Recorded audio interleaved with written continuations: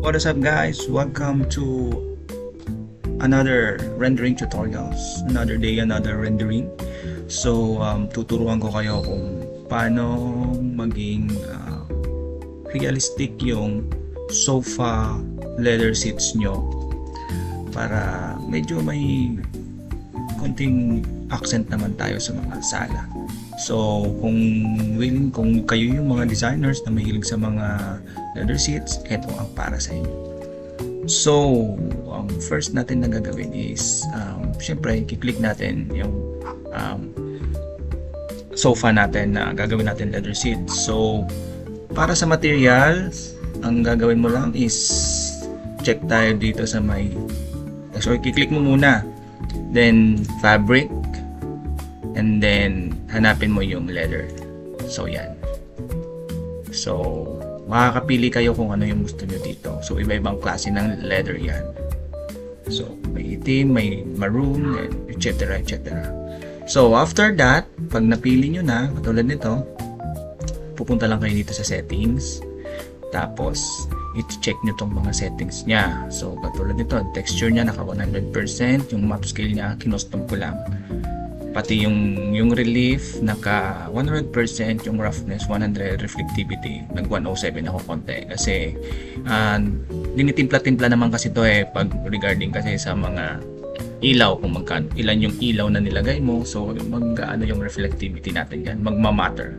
So i-check nyo lang yan, adjust nyo lang kung ano yung desired na gusto nyong reflectivity ng leather seats natin. So para naman dito sa emissive strength, so naglagay tayo dito ng emissive strength, and then dito sa settings nag-soften edges tayo ng mga 9%.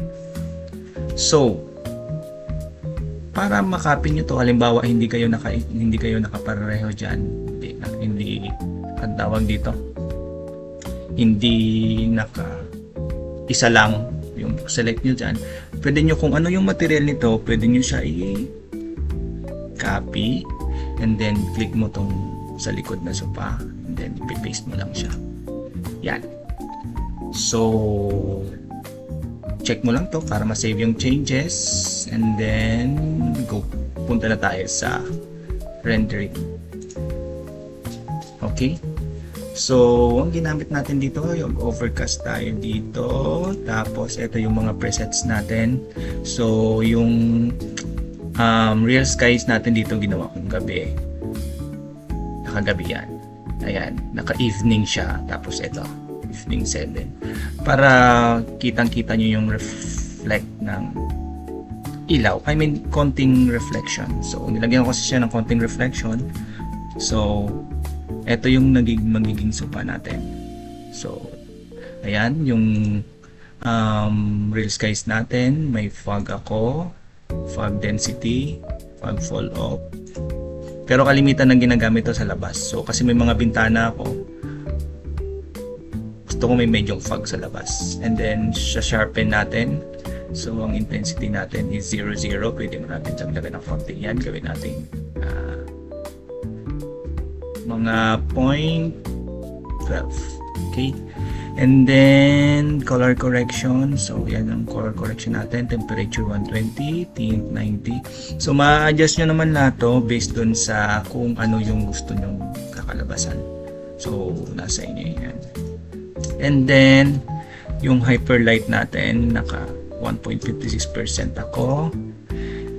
Skylight, so yan yung brightness natin 0.51, saturation. Tapos shadow. So itong shadow na to importante rin to. So lagi ko tong binabantayan. So yan yung mga ano natin, brightness, interior, omni shadow, so, shadow correction, yan. Tinatoggle on ko lang lahat yan. So i-click mo lang to dito para mai-apply. And then let's check. Render na natin.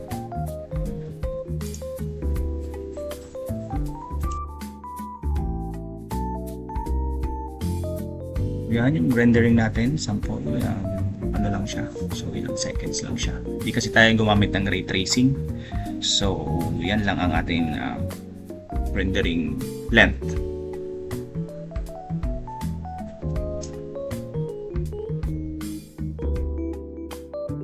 Thank you guys for watching. Follow for more.